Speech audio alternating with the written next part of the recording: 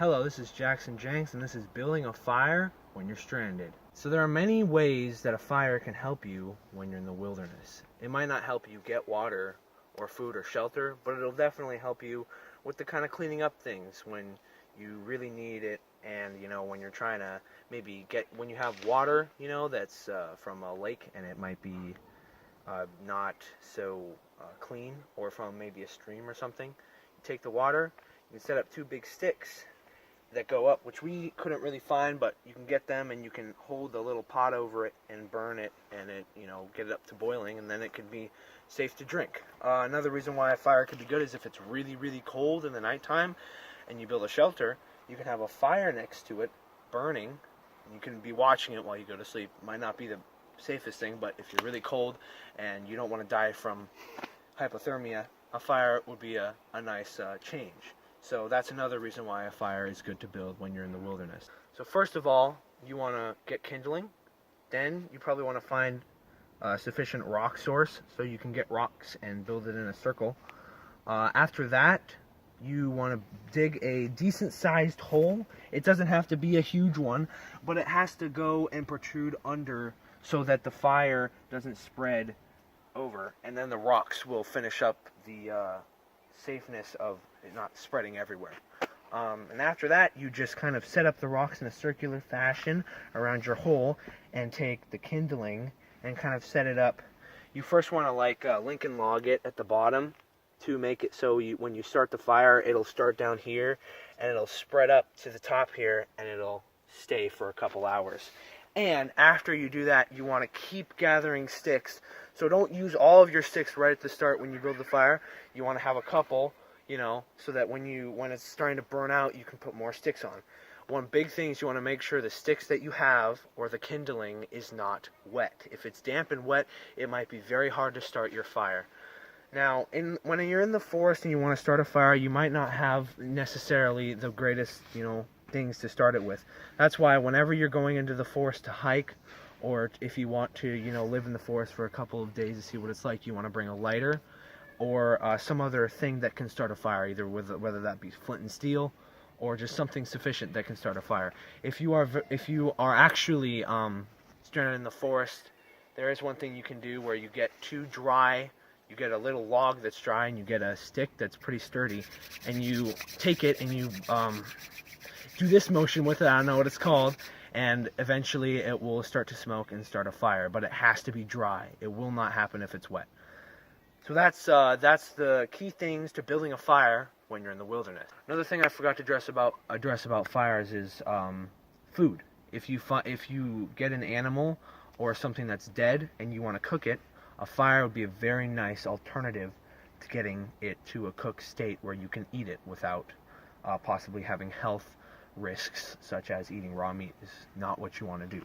So in that case, you would put it over the fire somehow through either two big sticks, and you'd set something up to have it over the fire and turn it if it's like a rabbit or maybe a chicken. And if you get a big animal like a wolf, I'm not really sure how you'd go about that, but yeah, I just don't even know how you would do that. But if you want to probably primarily find tiny animals if you are really starving and you can't find berries or other things in the wilderness. A fire is a very nice way to get cooked meat. So when you're wanting to start your fire, when you're kind of ready and you have the whole thing set up like we do, you want to find something like a fern or grass, or something that's still not wet or damp.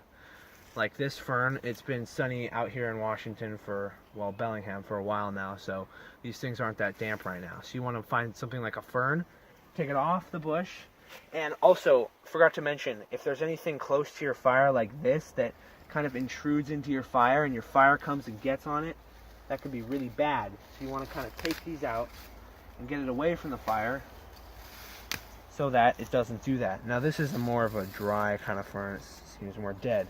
So you want to take these, and you want to basically just put them inside the fire, and make sure they don't protrude out, because that could be another very bad risk.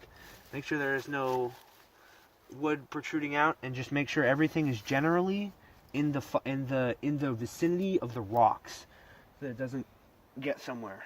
So that you just put that in there, and then you're going to want to light it with either if you have a lighter or something else. And I forgot to mention, if there's a lot of sunlight coming down and you have a magnifying glass or glasses, you can try and get the sun to shine onto it, and you could try to get it to burn one of these, most probably the ferns you'd want to burn, because I don't think the wood would burn as fast as the fern would start to burn, because the fern is more, I feel vulnerable to heat and would start burning quicker. So you'd want to get that, and obviously right now there's a lot of clouds, so it's not going to work like that, but if you have a lot of sunlight and it's very hot where you are, that could definitely work, and you can start the fire like that if you don't have any other materials. But what we're going to be using today is a lighter, and we're going to light it up really quickly, and we're going to be burning it out just as quick because we don't want to create any risks to the forest. So yeah, we have a match here, and I said we were going to use a lighter, but we have matches. So this is actually a really short one. I'm not going to use it because it's way too short. We got to get a longer one so it's nice and ready. You want to stick that in there. I don't know if it seems to start it.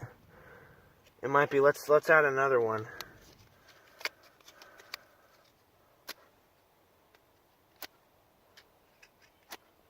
That's not working. Oh, there we go. That one got on the stick a little bit. This might be a continuing process. You might have to use a couple of them if you don't have a lighter. Here we go.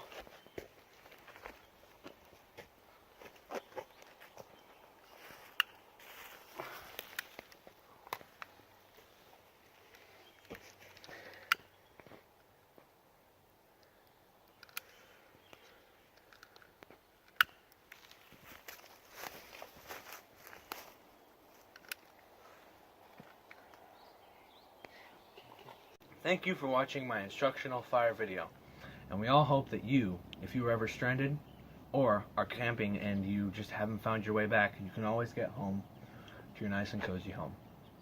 Thanks for watching.